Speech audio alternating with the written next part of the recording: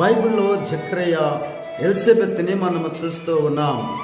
వీరిద్దరూ దేవుని సేవ చేసేవాళ్ళు.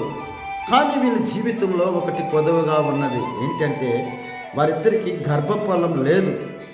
ఆ విషయంలో దేవుని సన్నిధిలో వారు అనేక సంవత్సరాలు ప్రార్థన చేసినారు. ప్రార్థన చేసినప్పుడు దేవుడు ఆ ప్రార్థన విని దేవుని దూత ద్వారా వర్తమానాన్ని పంపిస్తున్నట్లు మనము చూస్తూ ఉన్నాం. లూకా శుభవార్త 1వ అధ్యాయం 13వ వచనంలో జకర్యా నీ ప్రార్థన వినబడినది అంటూ ఉన్నాడు.